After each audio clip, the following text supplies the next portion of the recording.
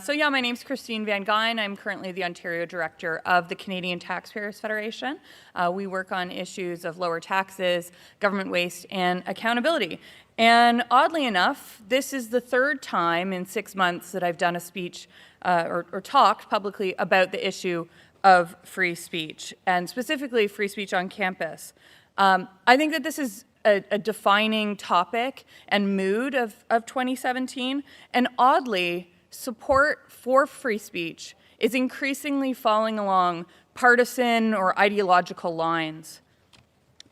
Now, CTF, we at the Canadian Taxpayers Federation, we deal exclusively with fiscal and economic issues, and you would think that that subject, government debt, generational debt, and balanced budgets, you would think that that's non-controversial, but not so on university campuses. Our student group, Generation Screwed, has been kicked off of campuses, had room space denied, and we were even told by one university student union that we may need to change our name, Generation Screwed, because screwed is oppressive. So while we may not have encountered the kind of blowback that some of the speakers today will have received from universities, it just goes to show you how little it takes to trigger university administrators and students on campuses, and just how restrictive and ham-fisted they can work, how they can act when restricting speech. So with that, I will introduce our speakers. Our first panelist is Gad Saad. He's the professor of marketing at Concordia University, Montreal, Canada. He's the holder of the Concordia University Research Chair in Evolutionary Behavioral Science and the Darwinian Consumption. Sorry. He is also quite well known for his popular YouTube channel, The Sad Truth, a channel that has garnered over 4 million views. Yeah. So everyone please welcome Gad Saad. Our second panelist is, they're not sitting in the right order, but this is the order in which they will present. It's John Carpay on the far end. He's the president of the Justice Center for Constitutional Freedoms, an organization that he founded to defend the constitutional freedoms of Canadians through litigation and education. He has a BA in political science at Laval University in Quebec City and a law degree from the University of Calgary. So please welcome John Carpay. And our third panelist is Jordan Peterson, seated in the middle. He's a psychology professor at the University of Toronto and a clinical psychologist with two main areas of study: the psychology of belief, including religion, mythology, and political ideology, and the assessment and improvement of personality, including the prediction of creativity, academic, and industrial performance. So everyone please welcome Jordan Peterson. And we're going to begin with remarks from Mr. Saad. Thank you very much. All right. So apparently a food restaurateur here in Ottawa caused me some food poisoning. So even the restaurateurs are trying to stifle my freedom of speech because I almost didn't make it to this session. So what are some strategies for stifling opposing opinions? If you live in a dictatorship, then of course you just kill the intellectuals. Those who oppose you, you get rid of them. If you are unable to implement such a strategy, then you perhaps have some hate speech laws or some campus speech codes. And of course what flows from that is the third way to stifle people, is to create an environment that is sufficiently ominous that people engage in self-censorship. This picture right here is worth 1,000 words. It basically says we condemn freedom of speech that hurts other people's feelings. What I'm going to do for the rest of today's lecture is simply read to you first-person accounts of emails that I receive. I receive these, and they're innumerable how many I receive, where either students, professors, parents are writing to me to document the stuff that they are facing on campuses. And the best way to actually show you this is to just read a bunch of them. So bear with me as I actually go through about 7 or 8 of these. The clock, by the way, is not working, so I don't know how much time we have, but I'll assume we're okay. So here is student testimony example 1. I'm a 47-year-old white male who, because of an injury, made a choice to return to school Sadly, it looks like my path through university is going to be interrupted. In the first year, to maintain full-time status, I'm forced to take another social justice, Black Lives Matter course. The challenge is students are not allowed to challenge or question the course content because that's considered disrespectful and may disrupt someone's safe space. I believe I am a respectful student with good attendance and whose marks average in the mid-80s. That said, after a few weeks of the one-sided syllabus, I'm considering dropping out of the program and leaving school entirely. This leftist academic world is a little too much for me. Testimony 2. Today we had a panel discussion on the Quebec City shooting with 2 historians and 2 sociologists, where I was told with solemn, moral, righteous tone that there is no such thing as good and bad immigrants. My heart was racing and my teeth were clenched, and grinding listening to this. Finally, despite my heart beating out of my chest, I asked the question, how do you, the panel, interpret Charlie Hebdo, the Danish cartoon, ISIS, Salman Rushdie, and the Bataclan shootings? The denial of individual responsibility and complete disregard for any value-based interpretation was off the table. I think I screwed myself because I'm pretty sure my professor is, let's say, quite suspicious of me now. Because this person aired his opinion, he knows that he's in trouble. I just feel really alone, but the thought of restoring strength, tolerance, and diversity of thought to the university really keeps me going. Today just really proved to me that I'm up against and how alone I am. What can I do? I'm reaching out to you in the hopes that the Godfather, that's yours truly, would be able to help direct my future research projects, since most professors and required courses I have to take seem to be run by social justice warriors feigning intellectualism. The reason I'm contacting you is because as an honors cognitive student, part of my requirements is to complete 12 credits worth of individual research.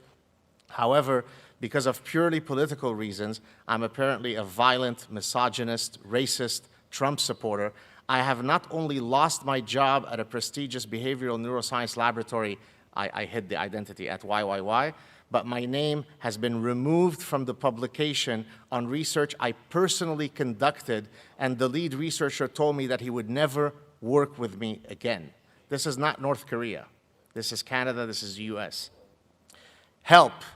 I'm a 4th-year student in a 5-year teaching program. I'll be heading to YYY next year for my 1 year of Teachers College. Only recently have I realized the radical left-wing messages embedded in virtually all of my classes, and I know that it will only get worse at the school in question.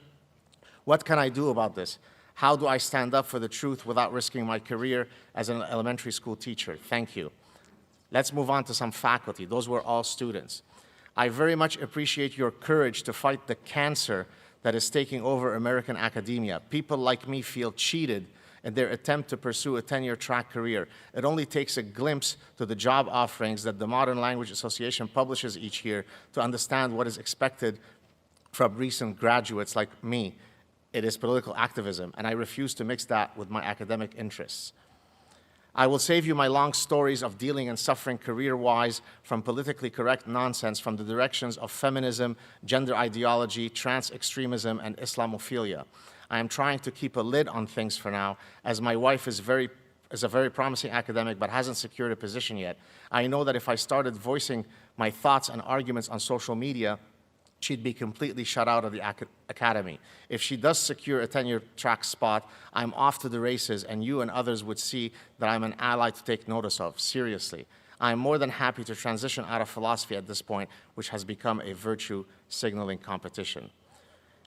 As a fellow professor who has been frustrated by the discourse within academia on issues such as political correctness, moral relativism, and social justice, I'd like to thank you for speaking up the way you have been from within academia. While my training and research is further removed from social issues than yours, I have nevertheless been frustrated by the conformism and groupthink I see and hear around me. I see otherwise very reasonable and capable people abandoning reason and cowing to the narrative of the regressive left on many social issues. These are all things which I would like to get involved in once the tenure decision is behind me, about 1 year to go. As upsetting as it is, one fears expressing unpopular social ideas prior to tenure. In the meantime, please keep fighting the good fight for freedom of speech and against thought policing and orthodoxy. Almost done. I won't read this whole one, but basically this person writes to me thanking me for my conversation with Sam Harris, agreeing with some of the issues that I raised regarding some, issues dealing with Islam. But then look at the bottom, he says, if you decide to mention this information in your videos, I would ask that you do so without mentioning my name. I do not have tenure yet. This is from this is the last testimony, and then I'll wrap up. This is from a parent of a high school student. I recently received an email from my son's school district that they are going to be screening a film called I'm Not Racist, Am I? As an in-school field trip at the end of January for high school students. I did some preliminary research on this, and I'm absolutely appalled at the content of the movie. Based on the descriptions, the trailer, and additional material surrounding it, it appears to be a feature-length film pushing the agendas of white privilege, institutional racism, and white people are the problem. It scares me beyond belief that they are attempting to foist these ideas on developing minds. And now, of course, the usual request that they be anonymous. For reference, my son is a junior at XXX. I have included the original email as well as the PDF of the communication that was sent out. If it is something you feel should be shared with others, I only ask that you keep identifiable information for my son or myself out for our safety. This is not North Korea. For his safety. I'm sure you understand. So, to conclude, freedom of speech is everything. And I should know, I come from the Middle East. I escaped that which you don't want to have replicate here in Canada.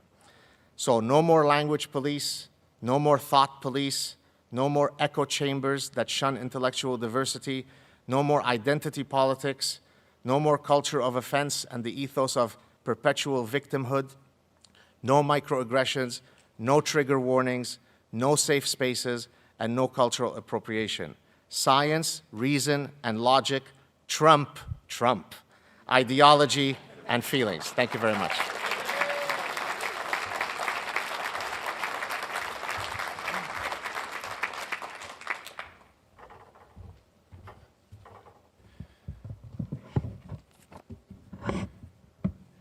Is it okay to move this away?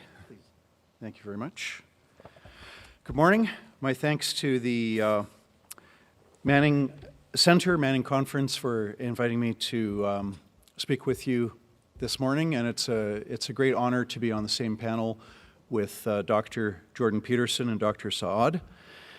Free speech in Canada is not dead, but at Canadian universities, it certainly is on life support.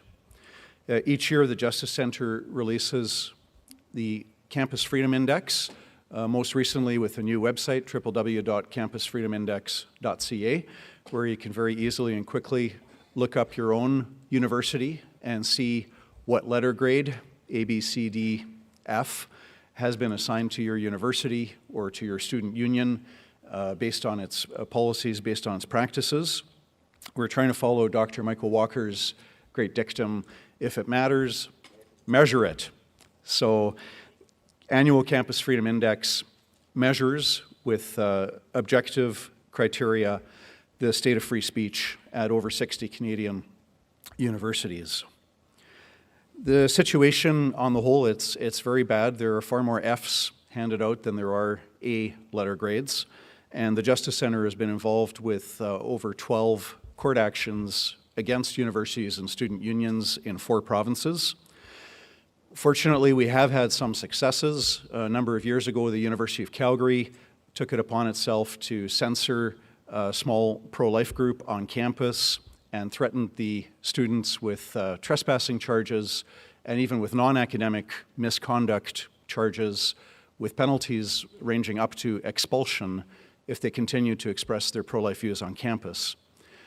The students continued with their expression, and they were indeed found guilty of non-academic misconduct for having done so. Now, the penalty was not expulsion, it was a warning, but we took the university to court, and in 2014, in the case of Wilson versus University of Calgary, we got a court ruling setting aside the University of Calgary's decision to find the students guilty of non-academic misconduct.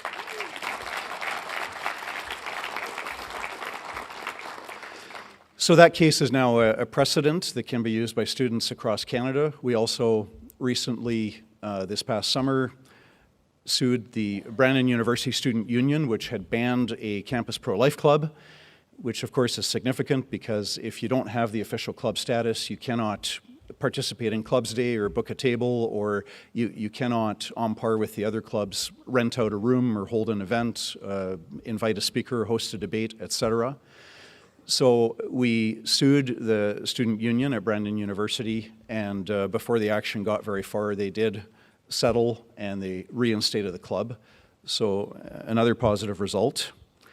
But universities are very clever. So we've got the University of Alberta, which is obviously aware of the precedent against the University of Calgary. So rather than censor speech directly itself, what the university does is it lets the mob censor the expression that is unpopular. So in 2015, the pro-life group put up a peaceful stationary display, and there was a huge mob of people came with sheets and towels and banners and megaphones and swarmed it and rendered it completely impossible to carry on any kind of civil conversation or dialogue or debate. Now, in spite of the fact that the University of Alberta's Code of Student Behavior expressly prohibits interrupting, obstructing, or interfering with university-related activities and events, in spite of very clear provisions in the Code of Student Behavior, when this disruption and obstruction took place, campus security stood by and watched and did nothing to enforce the university's own code of conduct. The following year, 2016, the students went back, filled out a form to have another display, and the university says, yes, you can put up a display on campus, provided that you pay us a security fee of $17,500. Now, of course, if it's the campus gay pride march, or if it's a feminist or socialist or Aboriginal or environmentalist expression, there's no security fees required for that. But if your opinion is unpopular or controversial, you're not allowed to express it on campus unless you pay a security fee of $17,500. So we're suing the University of Alberta, and the court in Edmonton is going to hear our case coming up in June. And it's going to be hugely, for better or for worse, you can't predict ahead of time if you'll win or lose, but this is going to have a huge impact on the rule of law. Because the message that the University of Alberta is sending to its own students and to the whole world is that if you disagree with somebody else's opinion, you should shut them down and silence them. And that's the message. You know, and it's tempting, you know, for people who disagree with or perhaps despise or detest the pro-life viewpoint, it's tempting to, you know, kind of chuckle because, you know, this is being shut down. But it should be obvious to any thinking person, if this is the condoned trend, that's going to cut in all directions. And it's not going to be too long before you're going to see all kinds of views, and eventually even left-wing views. They're going to get shut down by mobs if this is not fought immediately and urgently. What to do about the situation? I've got 5 recommendations. Firstly, exercise your free expression rights. Freedom is like a muscle. If you don't exercise your muscles, they atrophy and wither and become weak and useless. Conversely, if you exercise your muscles, they stay strong and get even stronger. So exercise your free expression rights. Do not be intimidated by the name calling. We've all heard it: racist, sexist, homophobic, transphobic, Islamophobic, et cetera, et cetera. If you self-censor, you are giving ground to the enemies of freedom. And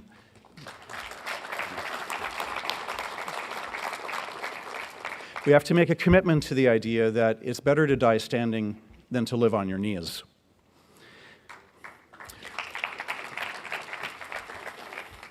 Second point, come to the defense of others whose freedoms are threatened. Makes a huge difference, especially if it's somebody that you disagree with. The Justice Center takes, we take no position on it. We're not pro-choice, we're not pro-life, but we're pro-free speech. So we take no position on abortion. As it turns out, most of our clients on university campuses are pro-life groups. We're also acting for the Men's Issues Awareness Society, which is suing the Students' Union at Ryerson University. I'm sad to say that in most of these cases, when a pro-life group is getting censored by the university or by the student union, in most cases, they get no help from the campus Christian clubs, get no help from the campus Jewish, campus Muslim, campus conservative clubs, and they're there all alone. You can make a huge difference if you see somebody else being silenced or treated unfairly when you speak up. It's especially powerful if you say, I don't agree with their viewpoint at all, but they have a right to speak their opinions in a peaceful fashion on campus, and what you're doing with your censorship is wrong, and that's very powerful. So we need to do more of that, is speak up for others who are being persecuted. Thirdly, sign our petition, no taxpayer funding for universities that censor.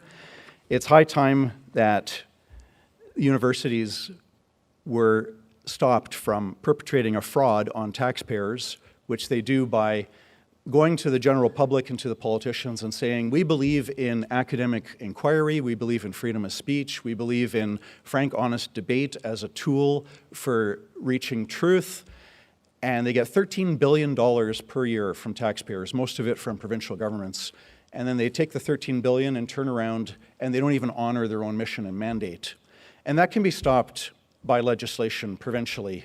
Provinces simply have to amend the legislation and say, universities are not getting money unless they uphold free expression on campus. So please sign the petition. There's copies at our Justice Center booth, and there's also copies in the back of the room. Fourth point, support the groups that are defending the free society. Don't assume that the organizations out there that have their booths up, that there's a few billionaires that are all giving these groups $100,000 a year. I know with the Justice Center, and I think it's true for a lot of the groups out there, the majority of the money that we get, it comes in the form of the $200, $500, $100 donations. That's 60% of our budget. So don't leave it to some imaginary wealthy person, but step up to the plate and support the groups, if you're not already doing so, that are defending the free society. Last but not least, when you yourself are in a situation where your fundamental freedoms are being violated, whether it's your freedom of expression, your freedom of conscience and religion, your freedom of association, stand your ground, do not be intimidated. This is really where the war is fought. Freedom is lost when people cave in and capitulate on fundamental points of principle when they shouldn't. And I said earlier, it's a great honor to be on the same panel with Dr. Jordan Peterson. If more Canadians showed the courage and fortitude that he is demonstrating on a daily basis in the face of adversity, we'd be a lot better country. Thank you.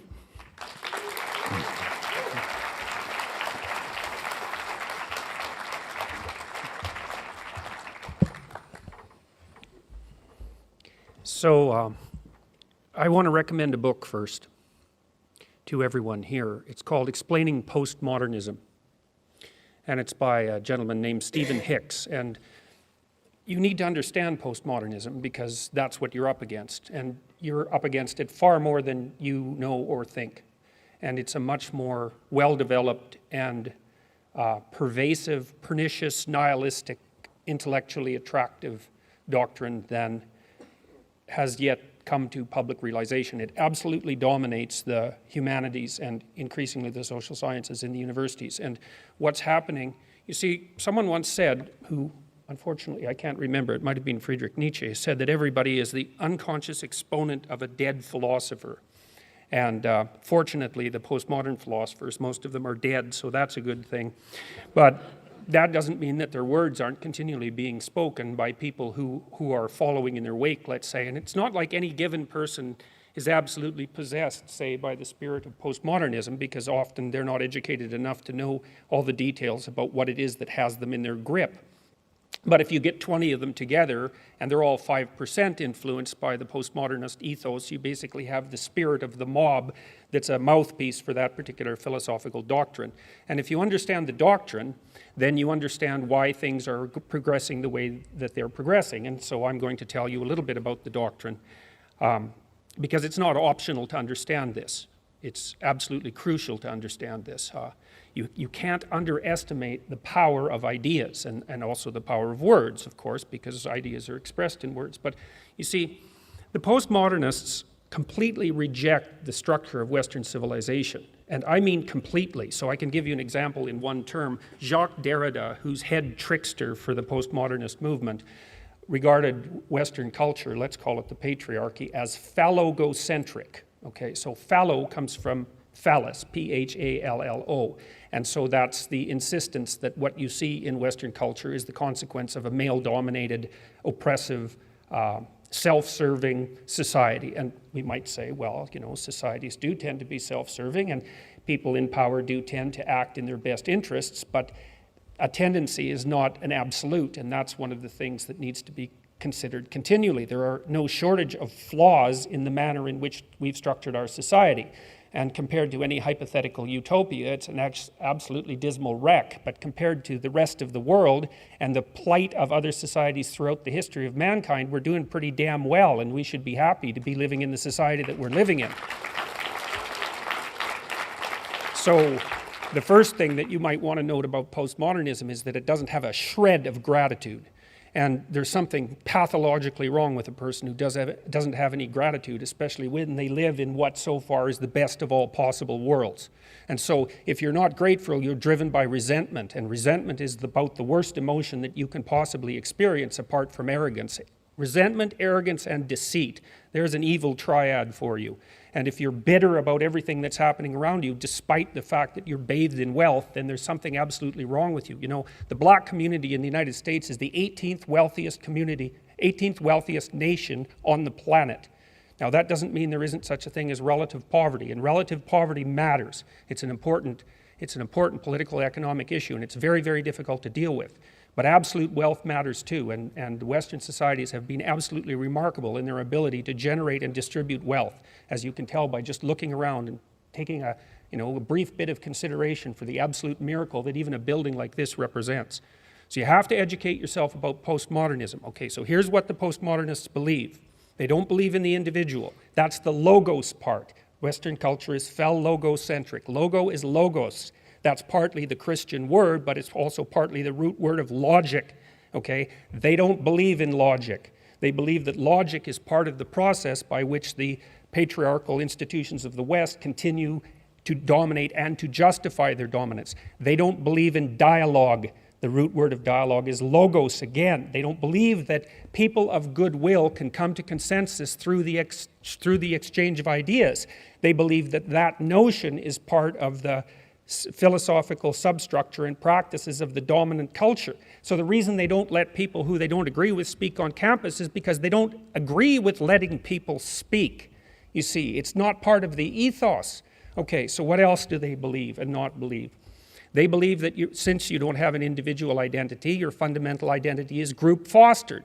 And that means that you're basically an exemplar of your race, hence white privilege, or you're an exemplar of your gender or your sex or your ethnicity, or you're an exemplar of however you can be classified so that you are placed in the position of victim against the oppressor, because that's the game. And it's a post-Marxist sleight of hand, right? The old Marxist notion was that the world was a battleground between the bourgeoisie and the proletariat, and that failed to have any philosophical or ethical standing. That argument after the working class actually saw its standard of living massively elevated as a consequence of Western corporate democracy, Western free enterprise democracy, and also as a consequence of the revelations of everything terrible that had happened in every bloody country that ever dared to make equity and the Marxist communist dogma part of their fundamental structure, right? And nothing but murderousness and oppression.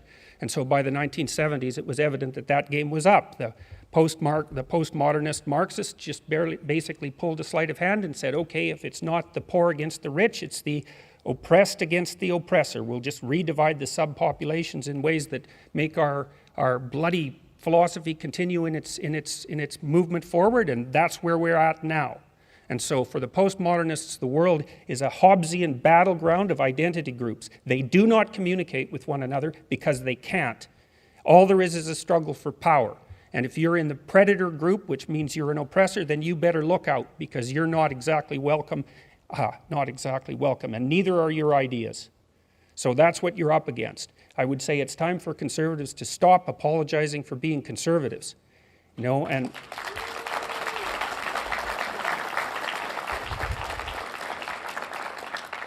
you don't apologize to these people. That's a big mistake. Apology, they read apology as an admission of guilt. You don't apologize and you don't back down. You young people that are out there who are university students, you need to take over the student unions. You need to take them back because they're absolute snake pits, and they have been since the 1990s.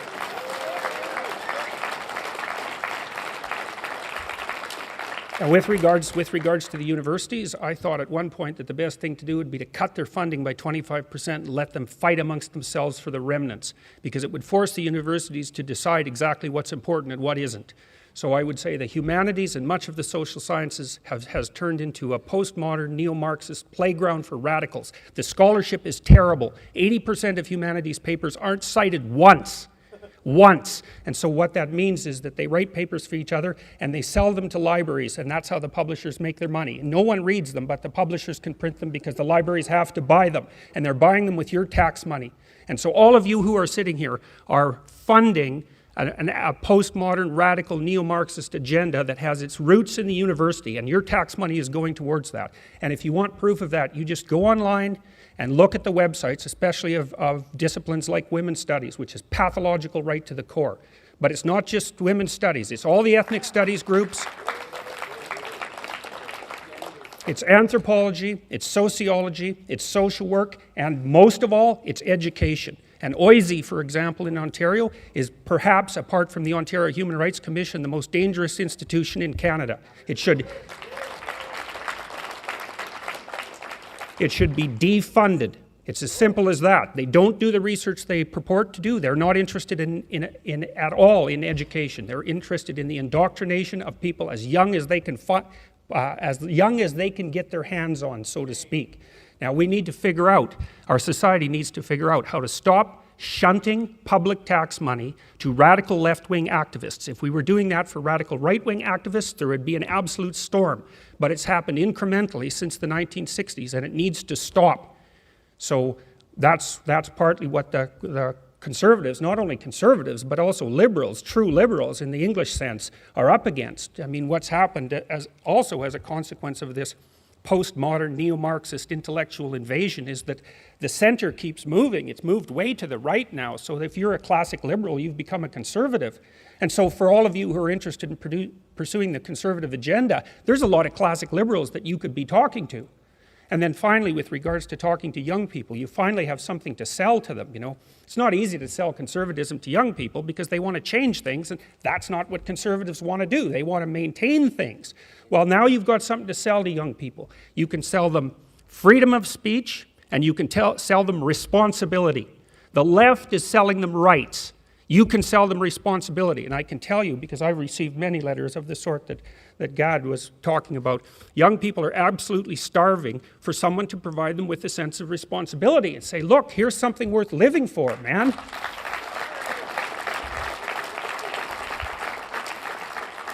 You know, you can find meaning in life with freedom, but freedom is a chaotic sort of meaning, right? And freedom isn't the sort of thing that makes people happy. It's the sort of thing that makes people troubled, because freedom expands your series of choices, and that makes you nervous and uncertain. So, but responsibility is another, not to say that that's a bad thing, it's a good thing, but it requires that you shoulder the responsibility of the freedom. But responsibility per se is what gives your life meaning, genuine meaning in the face of suffering. And young people they're starving for that. I've been teaching young people for 30 years, and mostly what I've been teaching them about is responsibility. It's like you're heirs to a great tradition. It's not perfect, obviously, but comparatively, there's nothing else like it that's ever been produced, and it represents a tiny minority of the human polities, most of which are run by murderous, antisocial, psychopathic thugs. And that's seriously. And so what kind of alternative is that? We've got this beacon of freedom and wealth in the West that works, although it doesn't work perfectly. And one of the responsibilities of young people is to find out what's at the core of that, the great, great core of that, the paramount importance of the individual and the divinity of speech, man. That's something to sell. It's what our whole culture is predicated on. All right, well, I should stop there. So thank you very much for the invitation.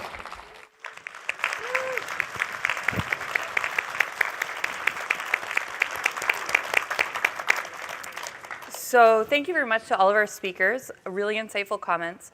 I'm just going to lead about a 20-minute discussion, 15-minute discussion. And my first question is the direction in which we're going. So there was a poll that was published by The Economist, I think 2 issues ago, that showed the support among young people for different sets of rights in different countries across the world. And they found that support for the expansion of rights that are considered rights for historically marginalized groups, so the right for women's equality, right to same-sex marriage, right to abortion, things like that, even in countries where those rights are not enshrined in law, have incredible amounts of support among young people. The only exception is the right to free speech, particularly the right to speech that may be perceived as offensive to minority groups. In that category, countries like Britain, Germany, and Canada, the support among young people for that right is under 50%.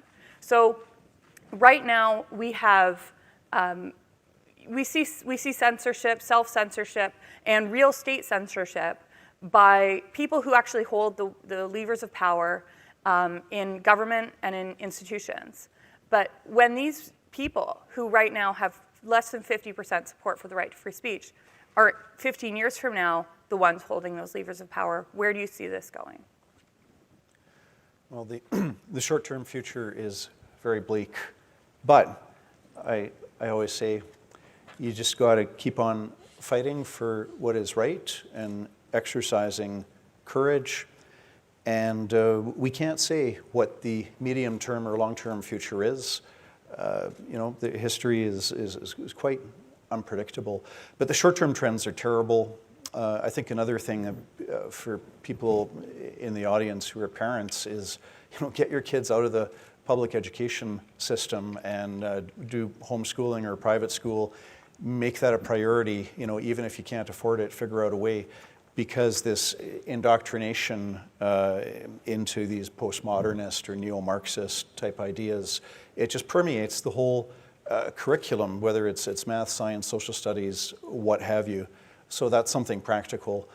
Certainly the students that are now 18, 19, 20, it's obvious that in high school they've never been taught that if there's an idea that you disagree with, well, you come up with reasons why that's wrong, and you try to use facts and logic to engage in discussion. That's you get these mobs as, I feel very offended by what you said. I feel that way, and therefore you shouldn't be allowed to say it.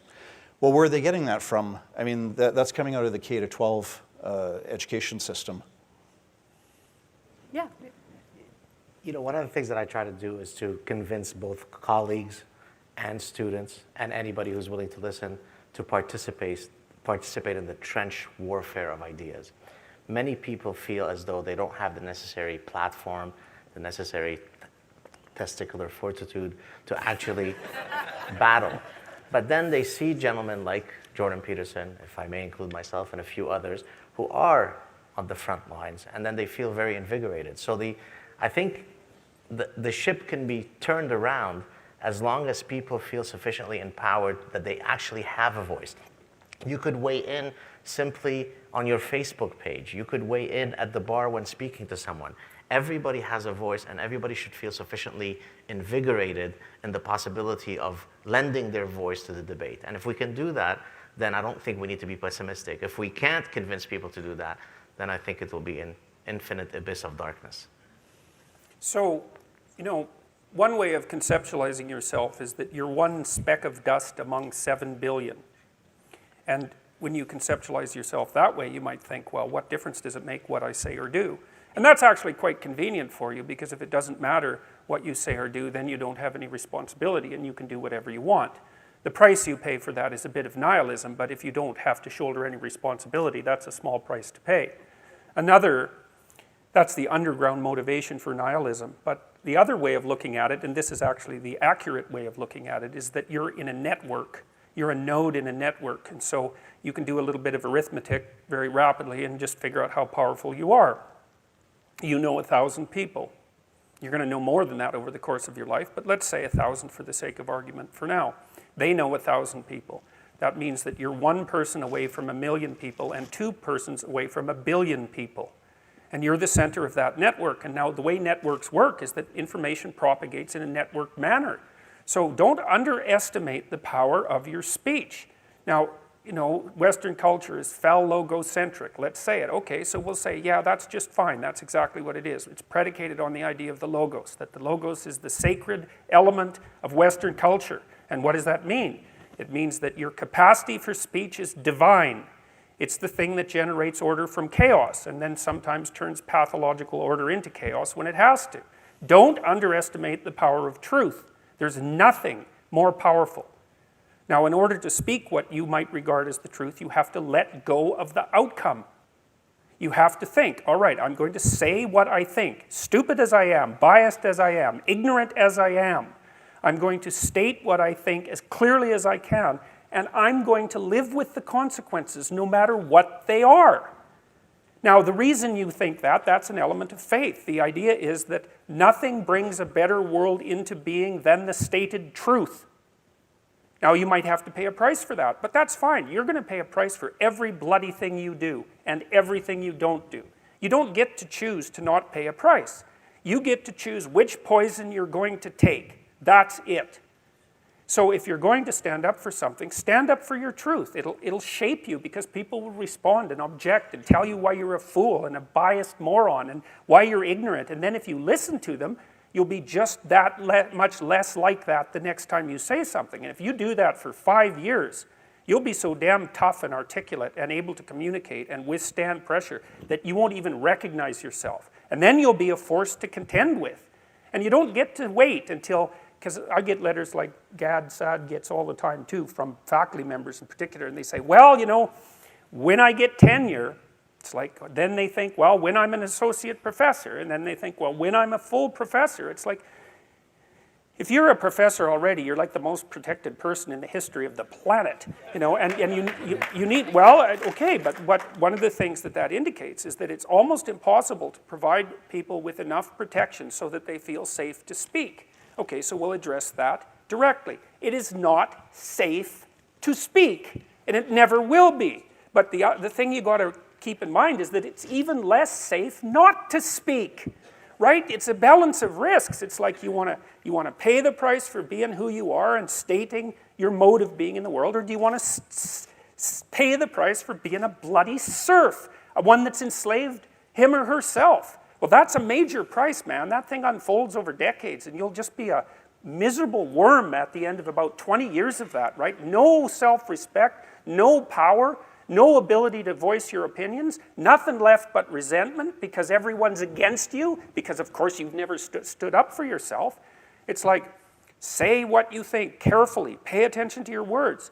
The price is, it's a price you want to pay if you are willing to believe that truth is the cornerstone of society. And in the most real sense, if you're willing to take that leap, then tell the truth and see what happens. And nothing better could possibly happen to you. There'll be ups and downs, and there'll be pushback, and there'll be controversy and all of that, but it doesn't matter. The truth is what makes the world, the truth is what redeems the world from hell, and that's the truth. And we saw plenty of hell over the last 100 years, you know, and we haven't learned a bloody thing from it. It's like, wake up, tell the truth, or at least don't lie. That's a start. And you got to understand that's a risk. But I have one more brief thing to say about that. So, you know, I said what I had to say back in September, and I'm sure that I could have done it better, and many people have told me how I could have done it better, although it didn't mean they would actually do it, but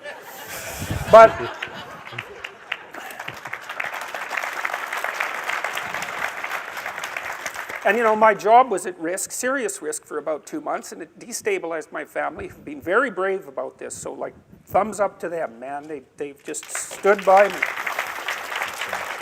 But here's the optimistic news, is the university has left me alone completely. I shook hands with the dean 2 weeks ago. We're on friendly terms. They don't want this to go any farther than it has already. The students were tremendously welcoming when I came back to teach in January. I haven't had a single negative incident at the university. And I've received thousands of letters from people all over the world, all of which have been in support. I've received 2 negative letters. That's it. 2. So the people have an inchoate longing to have the sort of thing that we're talking about articulated. And so don't be thinking you're alone. It's just that people can't talk, they're afraid to talk, or they don't know what to say. And those are real problems. So if you're reasonably articulate, like, start talking and sharpen yourself up. I mean, the enemy is a cloud. They're a cloud of gnats. They're only courageous in groups. They're only courageous in mobs. If you stand your ground and don't apologize and articulate things properly, they'll disperse around you like they're not even there. So most of it's illusion. So don't be afraid, but be afraid of the right thing. And the right thing you should be afraid of is not saying what you say, because that's the same as not being. And here you are, suffering away. You might as well be at the same time. At least then there's something to you. So.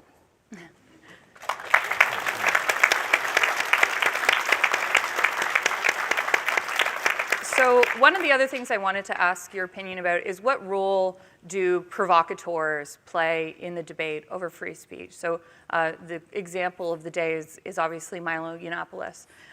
Are these champions of free speech? Or do they undermine public support for the right? Or are they simply self-interested people who are hijacking a right in order to promote themselves and their own interests? And obviously, is this a new phenomenon, or is this something that is age-old? They're all of those. Milo is a classic example. He's an amazing person. I mean, he's a contradiction. He's a walking contradiction. You can't pin that guy down, right? Like, what is he? Half Jewish, half English, gay, Catholic, provocateur, Catholic, who loves black guys and who appeals to American Republicans. It's like, what are you going to say about somebody like that? It's like, he's a trickster figure, archetypally speaking, you know, and he's a provocateur and a comedian. And the funny thing about comedians, they're like jesters in the king's court. The jester was the only person who could tell the truth because he was beneath contempt.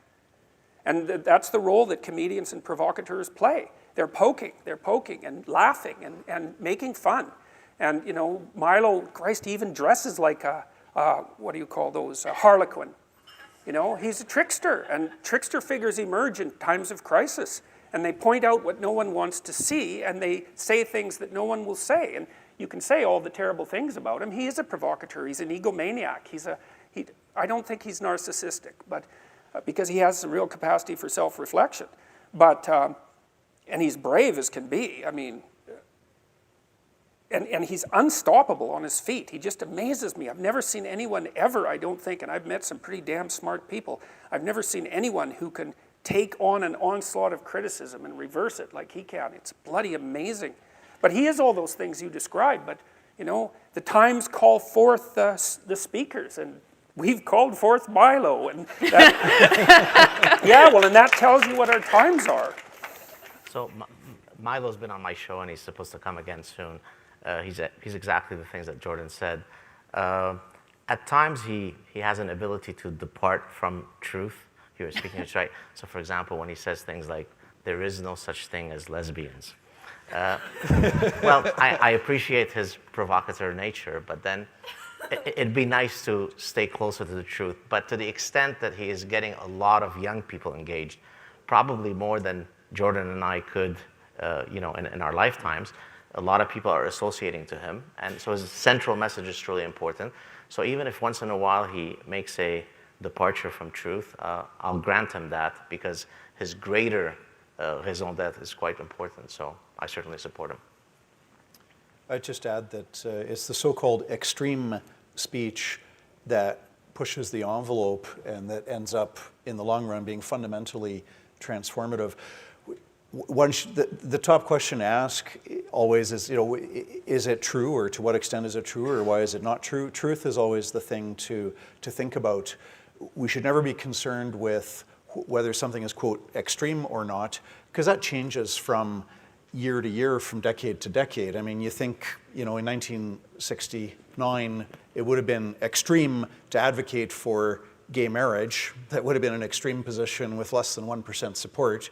And today, in many quarters, it's considered extreme to say that gay marriage is a bad thing. So extremism changes from year to year, decade to decade, month to month. It should never be a criteria for your speech. Is it extreme or not? That's not the right question. The question, is it true or false? Is it right or wrong? Those are the questions to ask. Okay. Really quickly, one final question. Part of the debate that we have when we talk about free speech is in universities is a university a public institution, or is it an institution of higher learning? No one would dispute that the Manning Center is free to invite, disinvite, or not invite anyone that they want to come to this conference to learn and to train. But because universities are recipients of large amounts of tax dollars, are they more of a public institution that is required to provide a bigger forum for free speech? And where do you draw that line when organizations that receive large amounts of charitable tax benefits are freer to disinvite or not invite or not host? You don't have to give a platform to someone whose speech you disagree with, but when do you, when you're the recipient of public monies? Well, I think in the current context, with the universities receiving $13 billion a year from taxpayers, in that particular context, I think that they don't have the right to behave as, say, a private institution like Trinity Western University, which gets no government funding. That's very different. If Trinity Western University said we're going to ban the expression of atheism or Islam on campus, say, well, it's a private institution, as long as they're upfront about that when you go there, you know that pro-Islamic or pro-atheist speech is outlawed, and you still choose to go to that university. But ironically, what I've heard from people currently and in the past that are attending Trinity is they do have Muslims and atheists and gay people there, and it is a healthy, vigorous intellectual climate. But in response to the question, if you're a private institution, you can invite or not invite, you can do whatever you want. But for the universities, because they're holding themselves out as supposedly in favor of academic inquiry and free expression, they should be required to honor that commitment that they've made to taxpayers.